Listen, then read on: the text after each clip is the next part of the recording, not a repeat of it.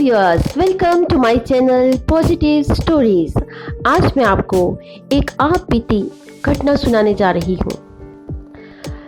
College में NCC का camp Kerala में लगा। हमें वहाँ माउंटेनियरिंग के लिए ट्रेनिंग दी जा रही थी। हम 12 लड़कियों का ग्रुप था। हमें रहने के लिए एक कमरा मिला जो कि काफ़ी ऊंची एक पहाड़ी पर वीरान सी जगह में था। पहला दिन बहुत ही उत्साह से भरा था। रात होते होते थकावट भी हो चली थी, पर लड़कियां रात को 12 बजे तक गप्पे लगाती रही। फिर धीरे धीरे हम सोने लगी। मैं बहुत ही डरपोक लड़की हूँ। अपनी फ्रेंड से मैंने कहा कि मुझे बीच में सोने दो, मुझे डर लगता है, और फिर हम सब सो गए।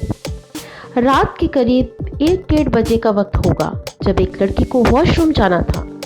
उसने अपनी फ्रेंड को कहा कि वॉशरूम बाहर थोड़ी दूरी पर है, मेरे साथ चलो, मुझे अकेले डर लग रहा है। मैं दोनों दरवाज़ा खोलकर बाहर निकली। एक वॉशरूम चली गई और दूसरी थोड़ी दूरी पर ही खड़ी रही।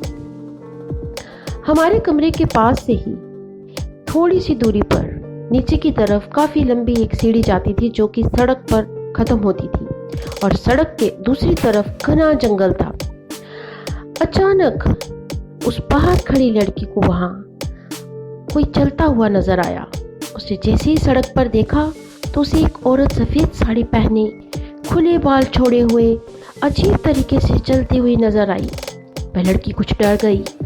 फिर जब उसने उसके पाँव देखे तो वो जोर से एक लंबी चीख मारकर गिर पड़ी, क्योंकि उस औरत के पाँव उल्टे थे।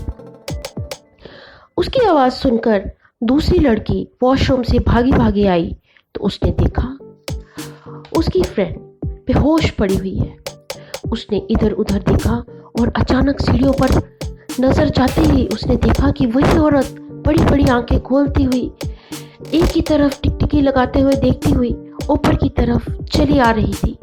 वह भागी भागी अंदर भागी, चिल्लाते हुए बोली, अपनी दोस्तों को जगाने लगी। लड़कियों को कहने लगी कि बाहर कोई है, जल्दी आओ जल्दी आओ।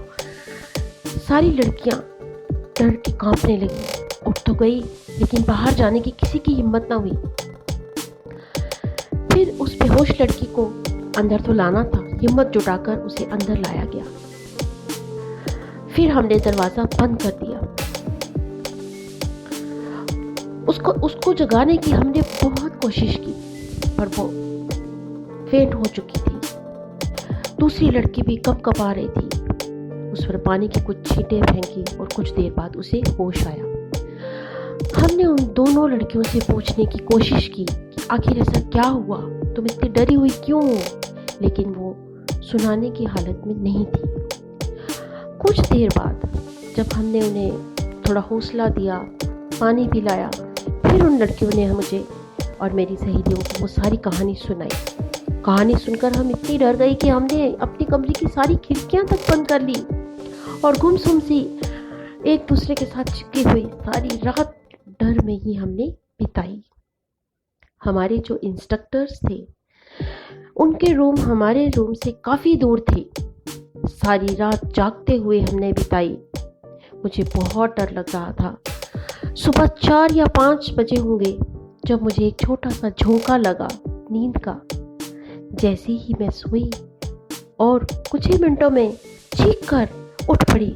मेरी सारी दोस्त मेरे आसपास थी और बोलने लगी, क्या हुआ क्या हुआ। मुझे ऐसे लगा वो औरत मेरा गला दबा रही है और मेरे मुंह से आवाज़ तक नहीं निकल रही। उस औरत का हुलिया भी कुछ वैसा ही था। शायद उन 2 लड़कियों की बातें सुनकर मैं डर चुकी थी, जिस वजह से वो मुझे सपने में आई। सुबह होते होते ही हमने सारी बात अपने इंस्ट्रक्टर को बताई, पर उन्होंने हमें समझाया, आप सब एनसीसी ट्रेनिंग कर रही हो, मुसीबतों का सामना करना तुम्हें आना चाहिए। ये भूतियाई आत्माएं, भूत प्रेत ये सब होते तो हैं, तुमने भी सुना होगा, पर ये हम इंसानों का कुछ नहीं बिगाड़ सकते। तुम्हारा रूम तो हम चेंज नहीं कर सकते, तुम्हें ही पोर्ट बनकर वहीं रहना होगा। आज भी वो रात मुझे जब याद आती है तो मैं डर जाती हूँ, सहम जाती हूँ। क्या सच में वहाँ कोई चुड़ैल थी या नहीं? ये सवाल अभी तक मुझे सता रहा है कि मैंने असल में तो उस औरत को देखा नहीं, लेकिन एक झलक उस औरत की मुझे सपने में दिखी। वो हूबहू वैसी ही थी जैसी वो लड़कियां बता रही थी। हमारी जो इंस्ट्रक्टर थी उसकी पॉजिटिव बातें सुनकर, उसकी इतनी सारी एग्जाम्पलें सुनकर हम सब लड़कियों ने पूरे 20 दिन वहाँ पूरी बोल्डनेस से बिताए। पॉजिटिव सोच के साथ हम हर डर का सामना कर सकते हैं। इसी के साथ मैं अपना ये किस्सा यहीं समाप्त करती हूँ। आशा करती हूँ कि आपको ये मेरा एक सच्चा किस्सा अच्छा लगा होगा। अगली कहानी लेकर मैं जल्द लौटूंगी। धन्यवाद।